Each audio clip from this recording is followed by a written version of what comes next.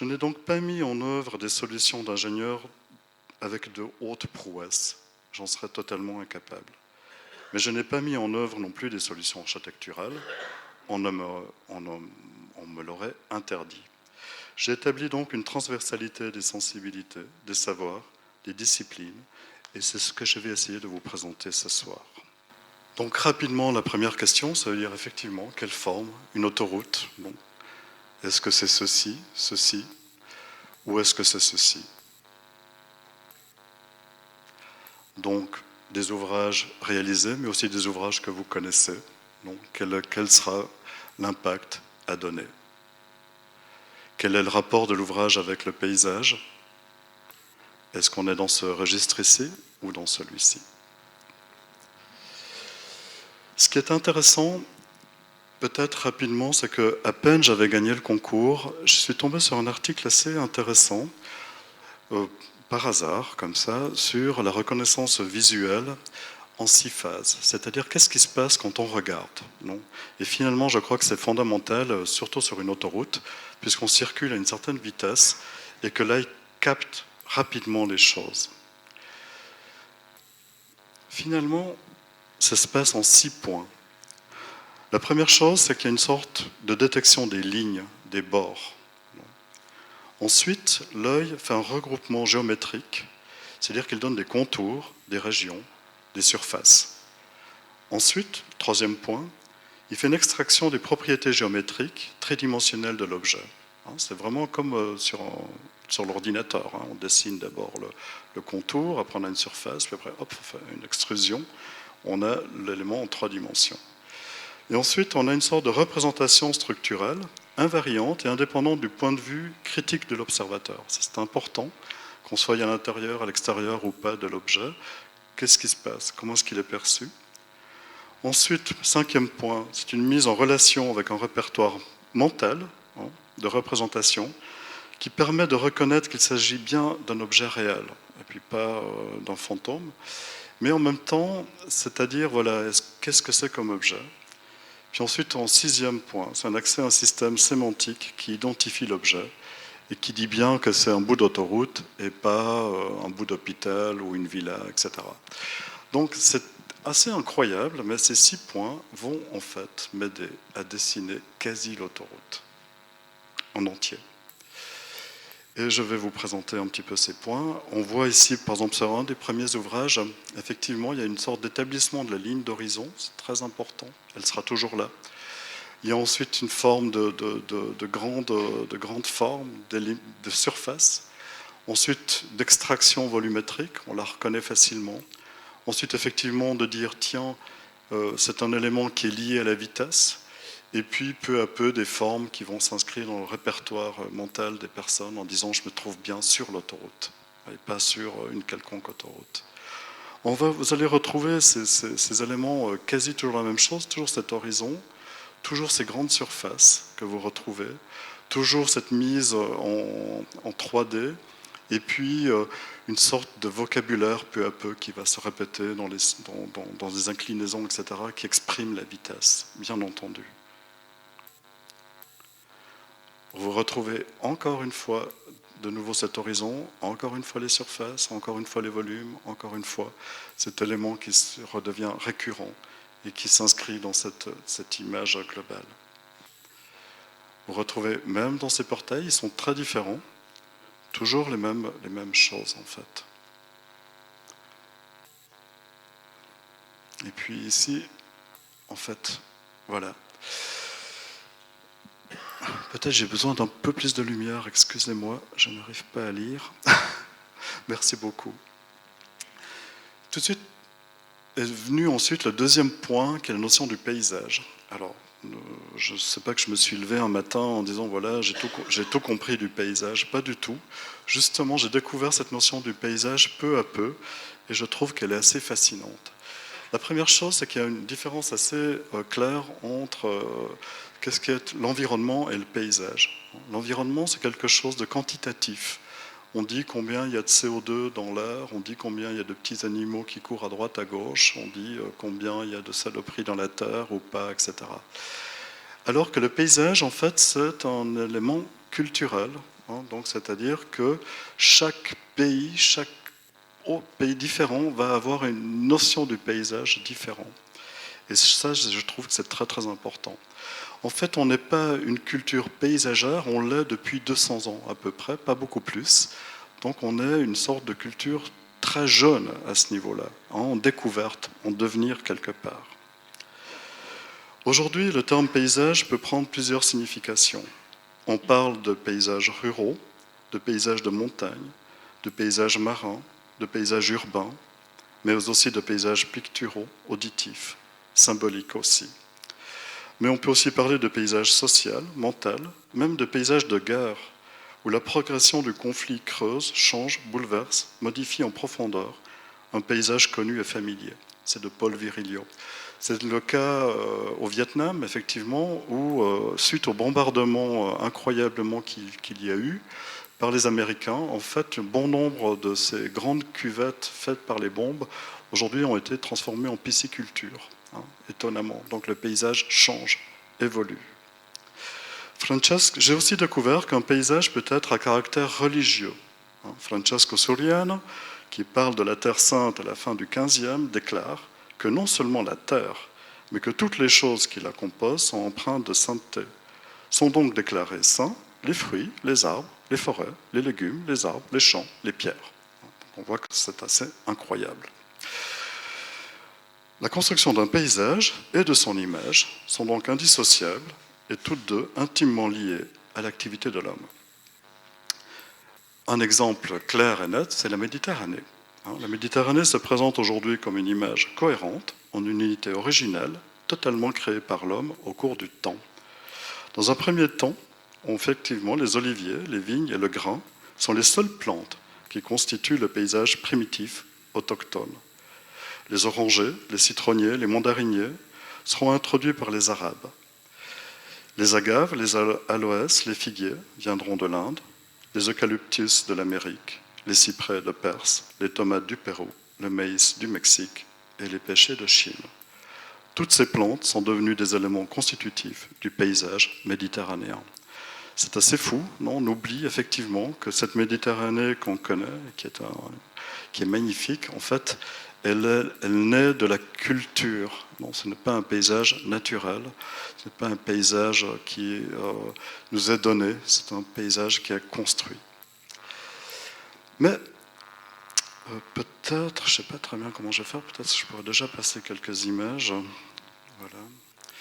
Ici, peut-être cette notion de paysage qui est assez étonnante, puisque le même peintre, finalement, qui est Piet Mondrian, il va représenter une fois la mer sous cette esquisse, on ne le connaît pas, sous cet angle-là, c'est assez fascinant. Par contre, il représente un paysage urbain qui est ici New York, sous ce tableau, dans cette façon. Mais on a aussi, c'est assez étonnant, donc dans la peinture, finalement, les premiers à peindre les paysages, ça sera Dürer. On a ici une aquarelle qui est magnifique. Mais on a aussi, bien sûr, Léonard de Vinci. Si vous pensez à la Joconde, tout le monde retient son sourire, mais en fait, derrière le sourire, il y a un paysage extraordinaire. Je ne vous l'ai pas mis parce que je vous invite à aller le voir, ou une fois, à aller le rechercher. Vous serez étonnés. C'est assez fantastique. On connaît bien Léonard pour ses recherches sur les courants d'air, sur l'eau, sur les vents, etc. Et il retraduit ça dans sa peinture. On se trouve donc aux environs de 1500. Ici, bien sûr, le désert, des aquarelles, et aussi des paysages travaillés, le Yémen, mais aussi des paysages aquatiques, c'est Venise, bien entendu.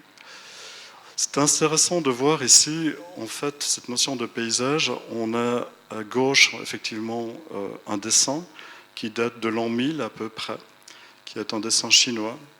Et puis, à droite, on a une autre représentation qui est de Fra Angelico et qui date de 1400, à peu près 1420 ou 30. Et on voit que, en fait, la Chine a déjà une notion de paysage incroyable. C'est une réalité paysagère. On y représente les arbres, l'eau, les lacs. On y ressent pratiquement un peu la nature intime. Alors qu'à droite, finalement, 500 ans après, on voit que les rochers sont très bruts, la végétation est inexistante. Finalement, ce qui intéresse surtout le peintre, dans ce cas-là, c'est plutôt la vie des saints, ce qu'il raconte. Donc, on voit très bien que les Romains, par exemple, ont été très proches aussi de cette société dite paysagère, mais ne l'ont pas atteint. Hein. Effectivement, nous, dans notre culture, on commence à parler de paysage à peu près aux environs de 1800, avec les Anglais, hein, quand ils commencent à monter sur les montagnes, etc. Donc là, il y a tout à coup une prise de conscience du paysage que l'on n'avait pas du tout auparavant. Quel paysage? Pour moi, un paysage, voilà, c'est les franches montagnes, hein, c'est le Jura. Paysage pas si naturel que ça, puisque les pâturages sont travaillés, volés sur la forêt. Hein. S'il n'y avait pas de vaches, et s'il n'y avait pas de pâture, on aurait effectivement, ça serait recouvert de forêt. Donc un paysage déjà construit, quelque part, très clair, avec une identité très forte. Alors, est-ce qu'on peut effectivement introduire de tels objets dans un paysage, ou dans un tel paysage? C'est la question. Et la réponse, elle est étonnante. C'est une image que j'ai découverte 2 ans après le concours, qui est une publicité pour une Citroën Ativa, c'était dans le Corriere della Sera. Et cette image m'a toujours bouleversé et fasciné, parce que contrairement à ce qu'on représente toujours les voitures, non, dans des contextes incroyables, sur les murailles de Chine, je sais pas quoi, etc. Ici, finalement, la voiture, on ne sait même pas trop ce que c'est. Est-ce que c'est vraiment une publicité pour la voiture? Par contre, c'est tout le site à l'arrière qui est dessiné, non, qui est énoncé, qui est évoqué, et cet arrière est construit. Hein, c'est un paysage construit. Donc, c'est l'inverse, c'est-à-dire on ne présente pas une voiture dans un paysage que l'on connaît, mais finalement la voiture est en second rôle et c'est le paysage construit qui prend le rôle supplémentaire. Et je me suis dit, mais si on en est là, alors pourquoi pas, on peut aussi rajouter quelque chose avec l'autoroute. C'est peut-être un petit peu brutal dit comme ça, mais je vous ai dit, c'est un journal, hein, donc je vous raconte un petit peu les émotions au fur et à mesure de ce dessin, de ces 23-24 années passées. Voilà, donc ce paysage, c'était de dire, oui, on peut effectivement construire dans ce paysage, rajouter dans ce paysage une construction qui est assez, qui peut être aussi en adéquation avec ce paysage. Et là, j'aimerais refaire une petite parenthèse. C'est toujours un peu difficile d'être précis, mais parfois c'est nécessaire. Où on dit, voilà, le paysage, j'ai découvert que c'était un espace. Hein. Dans le paysage, c'est l'espace lui-même qui accède à la condition d'objet d'expérience sensible. Il ne lui suffit pas d'être une forme vide, il a besoin d'un contenu pour être perçu. L'autoroute A16 ne sera donc pas une addition d'objets épars, hein, des portails, des centrales, des ponts, des culées, des talus, des cheminées, etc., mais une unique entité qui occupe tout l'espace, tout cet espace. Elle sera donc aussi porteuse d'une nouvelle identité, prouvant qu'elle n'est pas un non-lieu. C'est assez important de dire, voilà, l'autoroute, on a toujours dit, oui, mais enfin, une autoroute, c'est une autoroute, on ne voit rien, on ne sent rien, etc. C'est ce que me disaient les ingénieurs. Hein. Au début, je disais, ah oui, c'est bizarre, sur l'autoroute, il n'y a que des aveugles qui les empruntent. Hein. Alors que ce n'est pas du tout ça. Donc une autoroute, c'est un espace sensible, et on peut en tout cas essayer de le souligner ou de le lui donner. Je trouve important de dire aussi que ce n'est pas une addition d'éléments, mais bien une entité. Hein. C'est bien un tout. Alors bien sûr, ça a été construit par étapes, et on en parlera, mais c'est quand même, finalement aujourd'hui, ce qui est difficile dans cette autoroute, c'est qu'elle n'est pas finie, elle n'est pas encore construite complètement, et on en aura finalement le vrai sens que quand les 52 km seront là. Ce que j'ai peut-être oublié de dire aussi, c'est que l'autoroute, 40% de l'autoroute est en souterrain, ce qui représente à peu près une dizaine de tunnels, donc autant de portails, de franchissements, de viaducs, etc. Donc c'est une autoroute extrêmement construite, non, et qui rythme le paysage de façon très, très, très forte. Peut-être aussi ce qui est tout de suite important, c'est de voir aussi que ce paysage, il n'est pas, à un moment donné, il est bouleversé. hein, c'est-à-dire que quand on construit, c'est extrêmement violent, hein, ces chantiers sont gigantesques, et ils vont effectivement, tout à coup, on va creuser très très loin dans les... on voit un petit peu la blessure qui est faite dans le paysage, puis on voit que le portail il est relativement modeste par rapport à cette blessure, et que très rapidement, c'est pas tellement, je veux pas dire dessiner le portail, c'était pas si compliqué que ça, mais finalement de recoudre le paysage autour, ça c'est extrêmement difficile. Non, c'est-à-dire à quel niveau je vais poser le portail, comment est-ce que je vais reprendre les arrières, comment le paysage va être recousu, comment je perçois ce paysage ensuite. Ça c'était vraiment un peu, je pense, le vrai défi de ces ouvrages. Alors peut-être pour vous montrer, hein, c'est-à-dire voilà à quoi ressemble un paysage d'autoroute en cours de construction. Encore une fois, on voit donc cette énorme cavité hein, qu'il faut pour pouvoir construire. Et en fait, une fois que la construction est terminée, on sent encore ici les limites du chantier. Hein, c'est assez intéressant une fois que l'ouvrage est intégré.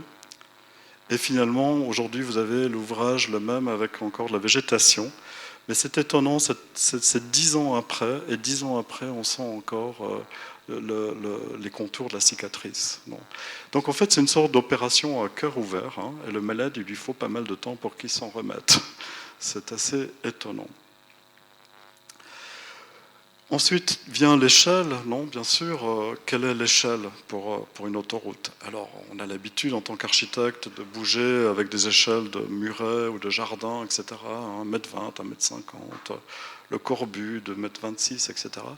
Puis j'ai découvert que finalement, un mur de 5 mètres de haut, ça va très bien aussi. Non, c'est juste le contexte est un peu différent. Et c'est peut-être parce que justement, c'est à l'échelle d'un paysage. Hein, ici, les grippons. Mais on voit chaque fois ces éléments par rapport aussi à tout le ruban autoroutier. Effectivement, encore l'échelle qui est ici en relation avec la ville de Porrentruy à l'arrière et l'ouvrage qui s'inscrit, que vous reconnaissez avec cette fois la végétation qui a repris et qui vient ressouder l'élément. À nouveau ici l'échelle d'un autre portail et des viaducs par rapport encore à la prairie, mais aussi à la ville de Porrentruy qui existe à l'arrière. Ce qui est encore assez intéressant peut-être, dans ce cas de Porrentruy, c'est que Porrentruy est une vieille ville. Dans les vieilles villes, il y a des portes d'entrée, etc.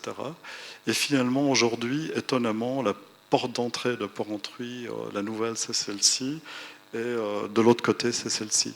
Donc on voit tout à coup qu'il y a une sorte de décalage dans les portes aussi. Non, on passe à côté de Porrentruy, mais finalement on entre et on ressort aussi. Voilà, encore une autre échelle de toujours ces ouvrages qui sont vraiment des ouvrages relativement gigantesques.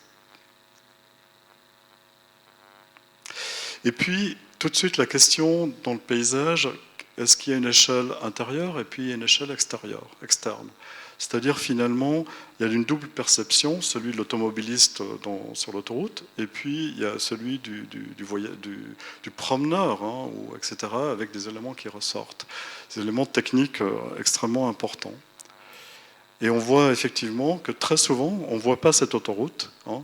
On constate ici avec quel soin quand même les bords reprennent les inclinaisons du terrain. On devine la ville ici derrière. En fait, très souvent, cette autoroute n'est quasi pas perçue. Elle émerge parfois, donc c'est assez étonnant comme élément. De nouveau ici, des visions externes de cette autoroute, donc chaque fois avec un bout de portail et un bout de viaduc qui s'autopénètre. Ici, un double portail et un double viaduc. Donc on voit que ces éléments sont extrêmement modestes quand ils sont vus latéralement. Hein, alors qu'ils sont extrêmement imposants quand on les parcourt sur l'autoroute. On ressent toujours ici, de nouveau, hein, dans des cas, c'est toujours la même chose finalement, dans ces cas où on a effectivement encore ces portails sont en construction, avec ces grands viaducs du Kröjne.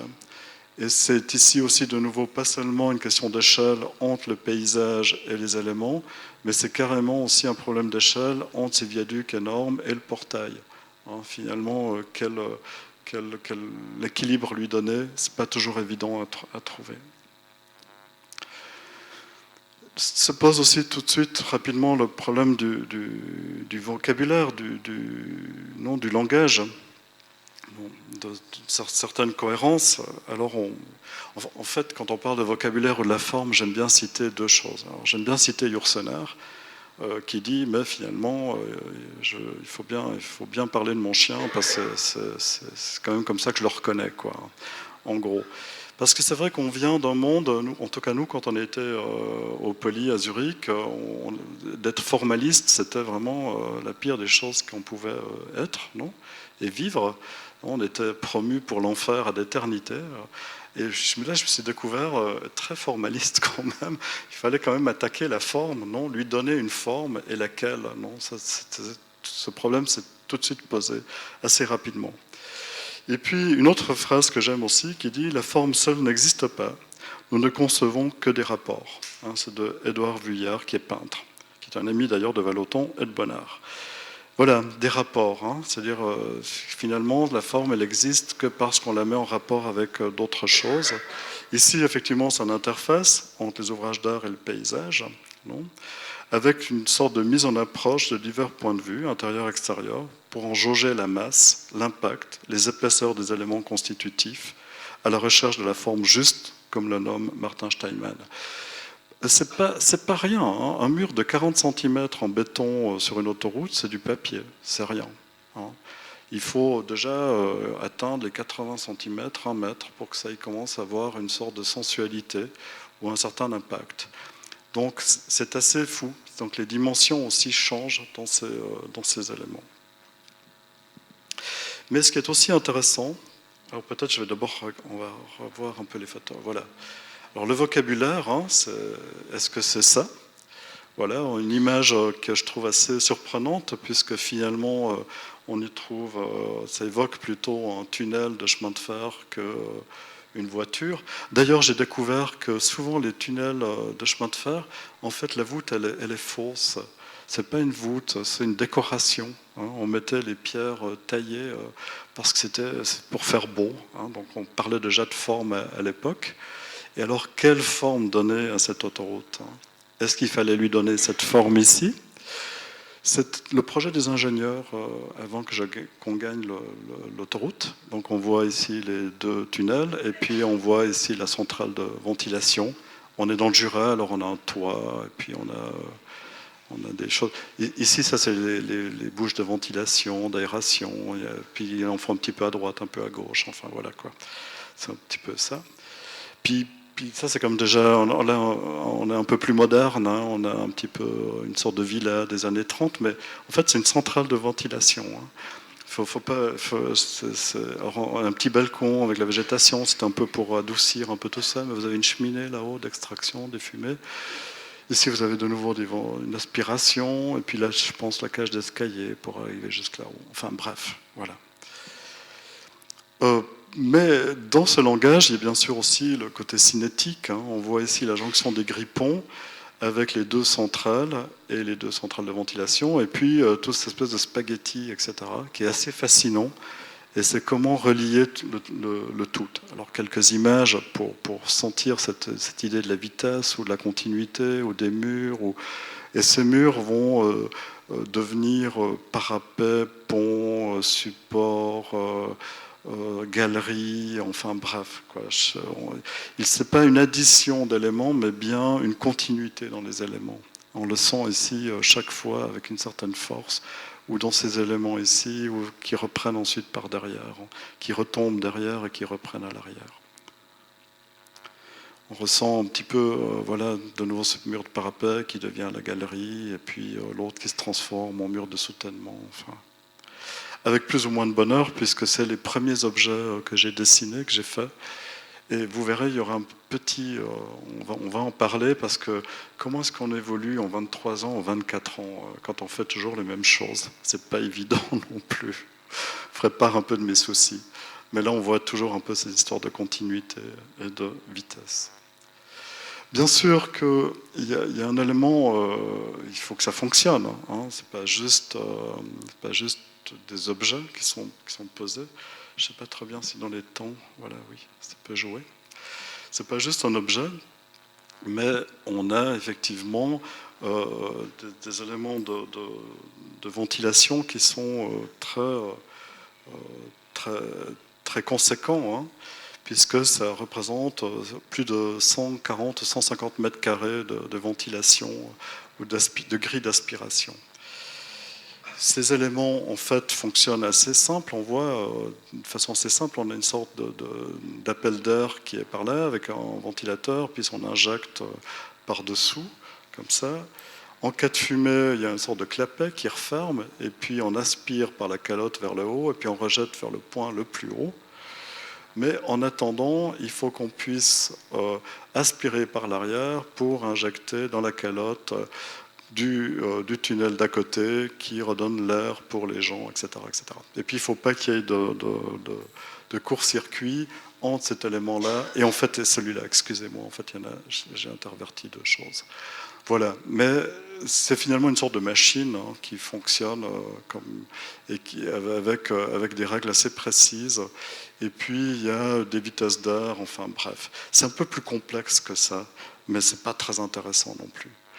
Ce qui est intéressant par contre, c'est de voir qu'avec le même schéma, on a des formes totalement différentes. C'est-à-dire qu'on finalement, ce schéma s'applique aussi à cette centrale de ventilation ici, puisqu'on aspire, voilà, par l'arrière dans le haut de la calotte, mais en cas d'incendie, on inverse, il y a le clapet et on éjecte par le haut, alors qu'on rééjecte de l'air frais. Ici, c'est un peu différent parce que c'est deux tunnels différents sur les côtés pour donner aux gens la possibilité de respirer.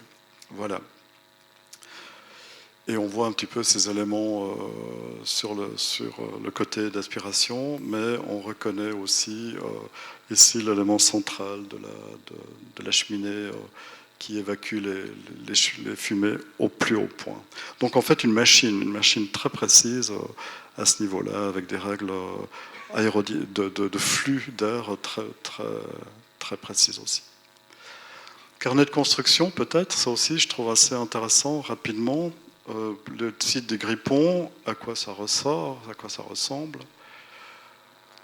Voilà par exemple une partie de cette excavation et des deux tunnels pratiquement prêts.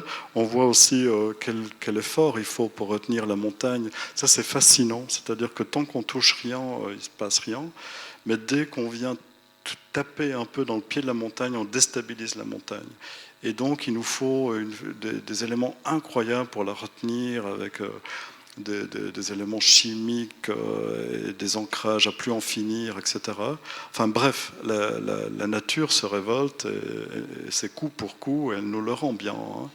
Et c'est toujours assez fascinant de voir aussi que finalement, on démarre toujours avec une sainte barbe sur un petit côté ici, qu'on y croit ou qu'on n'y croit pas, mais n'empêche, c'est toujours assez incroyable de voir que les mineurs du monde entier se mettent sous protection de quelque chose de plus vaste pour pouvoir affronter cette montagne.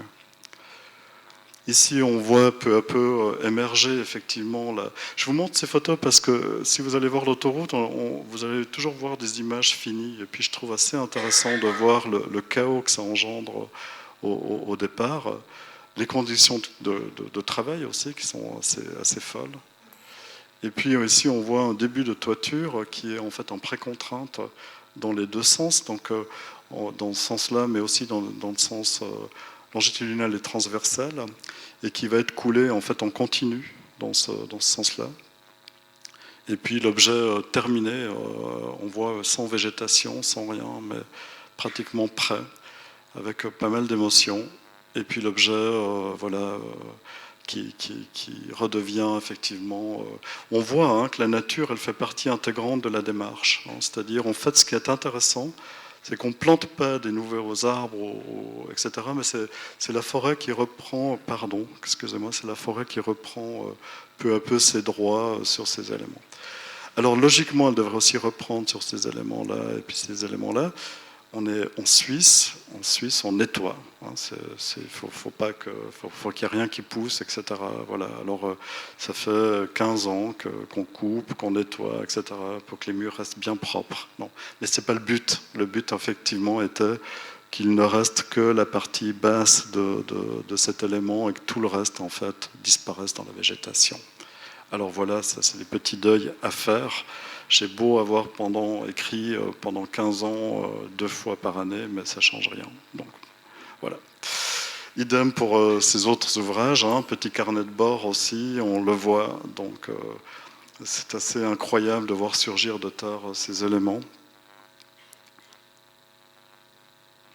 Et puis là aussi, de nouveau, le chemin inverse, puisque c'est le début des creusages. Et puis l'élément terminé avec sa végétation. Voilà peut-être une des phases importantes pour moi, c'était cette évolution en 3 phases distinctes.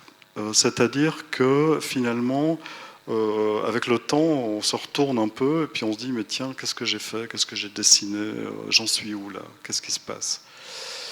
Alors on a la première génération. La première génération, c'est un des portails des Grippons, c'est ici le Montéry. On peut deviner une façon, voilà, on essaie de faire ce qu'on a à faire, une centrale, on a un viaduc, on essaie de faire rentrer le viaduc dans le portail. C'est plus ou moins beau, mais c'est aussi plus ou moins maladroit. Et puis on a essayé de faire un bout de... Normalement ce mur aurait dû se poursuivre, mais finalement après il y a une nouvelle technologie qui est arrivée, donc on n'a pas fait. Alors si on avait su, on aurait peut-être pu faire directement tout en verre, enfin bref.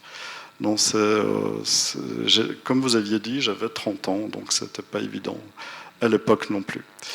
Et puis, idem pour ici, on sent quand même encore toujours une sorte de travail par feuille, comme ça, par une sorte de pliage. C'est-à-dire, on pourrait dire que c'est une sorte d'addition, c'est un travail vraiment d'architecte. On réfléchit aux différentes surfaces, etc.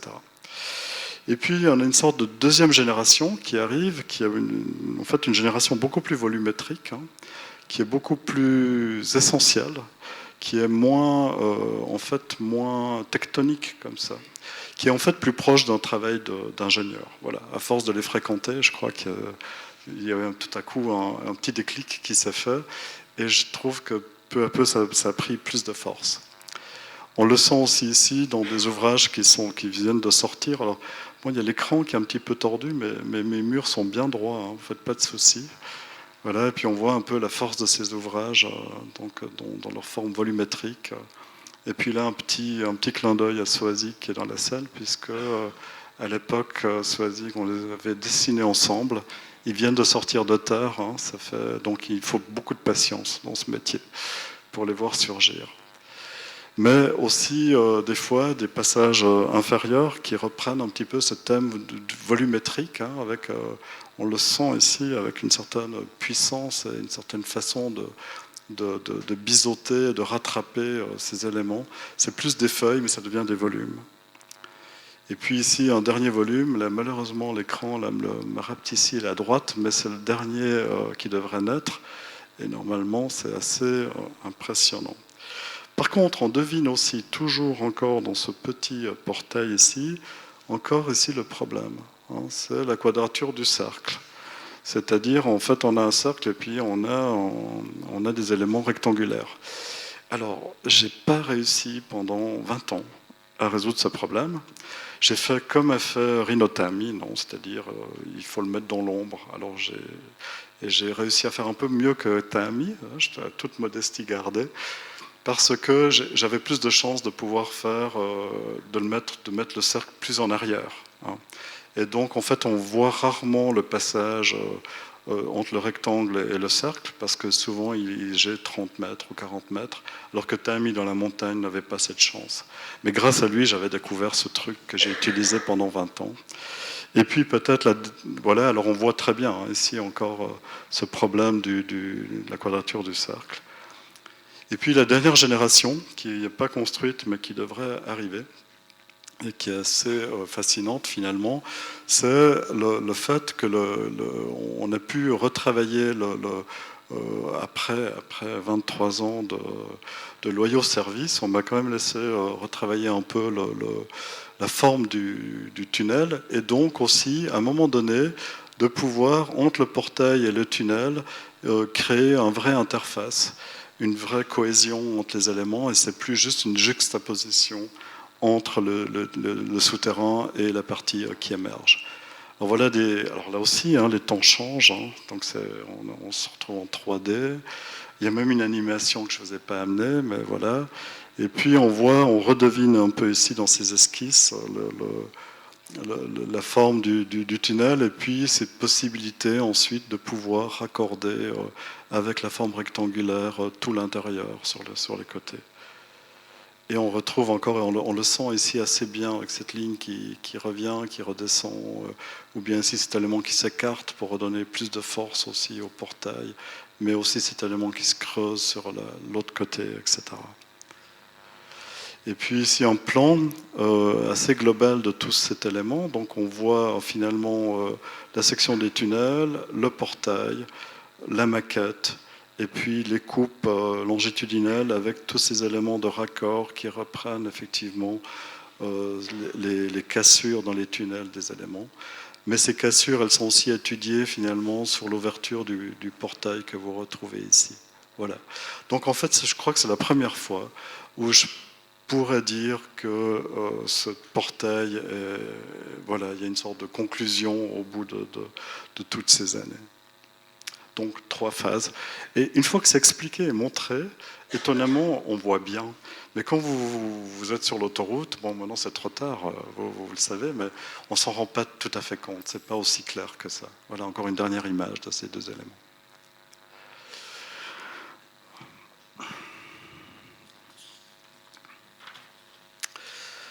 Les matériaux de réflexion, et puis ça sera pratiquement la dernière part, voilà.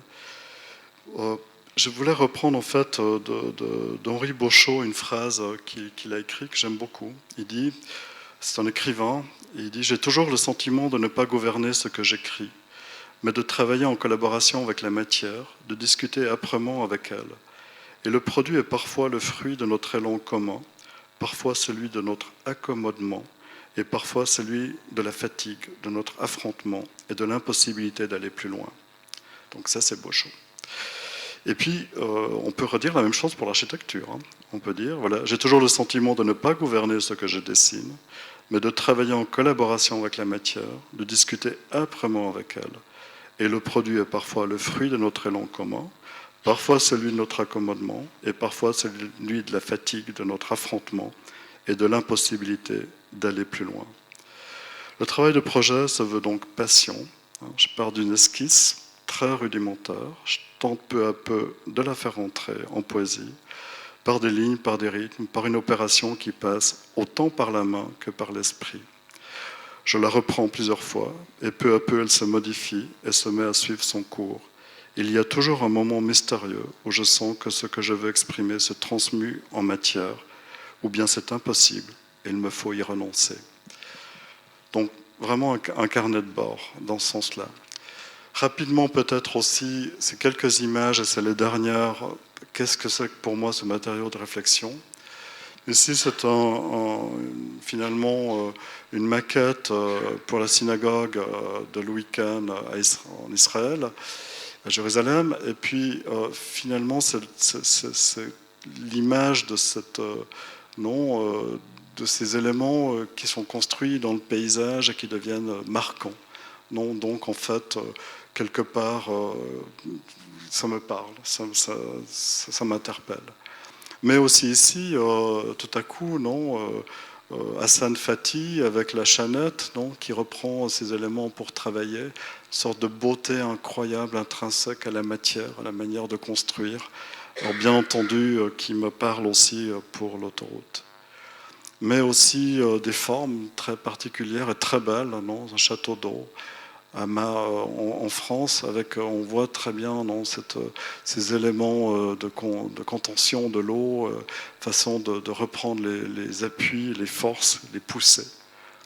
Puis ensuite aussi des photographies, bien sûr. Ici, un photographe qui s'auto-photographie, mais vous allez comprendre l'image, voilà. C'est assez étonnant, je pense que ces images m'ont aussi inspiré ou guidé dans le temps.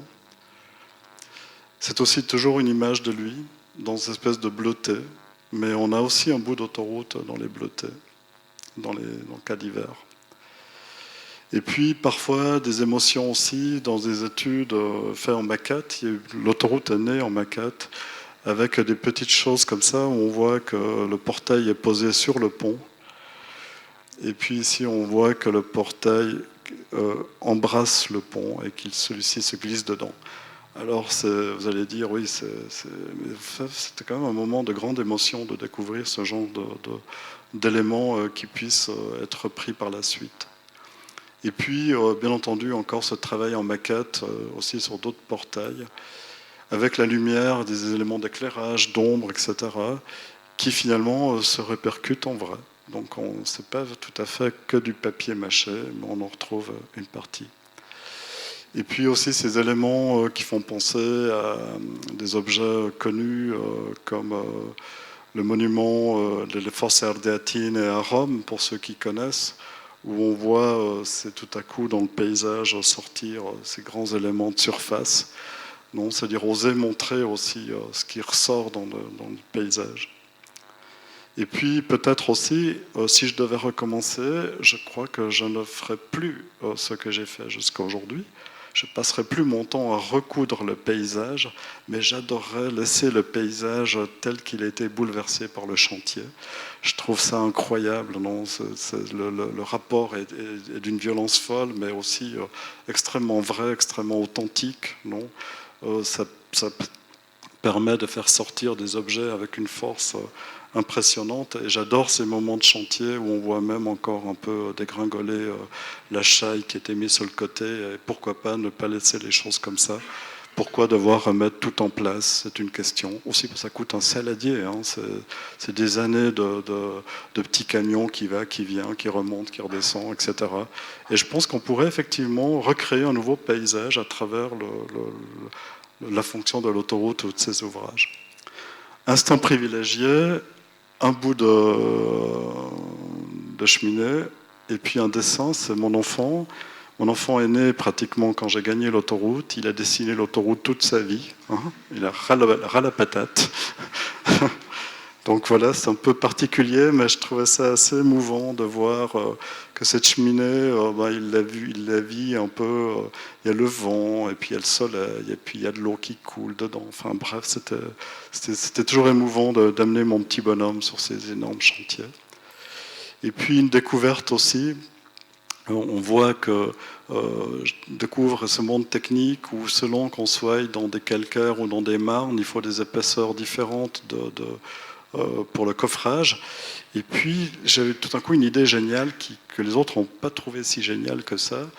Je me suis dit, mais ça serait quand même fantastique quand je suis dans le tunnel de sentir que je suis en train de traverser des marnes ou des calcaires. Alors je me suis dit, au lieu, je laisse le tunnel circulaire propre à l'extérieur et puis je fais les différences d'épaisseur à l'intérieur. Alors bien entendu que l'idée n'a pas été retenue, vous pouvez bien l'imaginer. Mais je trouvais ça assez intéressant, non ? C'est de dire, mais voilà, je traverse une montagne et la montagne est vivante. C'est pas juste un tube, c'est pas juste un élément aseptisé, c'est quelque chose de vivant. Comment est-ce qu'on pourrait le faire vivre ? Et je pense que ça aurait pu être une idée intéressante. Une autre idée, il y en a pas mal qui n'ont pas été réalisées, c'est de dire, mais voilà, je détache du cercle complet mes éléments de circulation et peut-être je vais chercher des éclairages par le bas de façon beaucoup plus comme ça, plus soft, non ?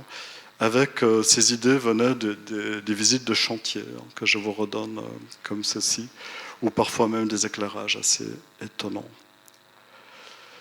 Voilà, c'est pour ça que ça me fait rire, Christian, parce que voilà, le temps passe.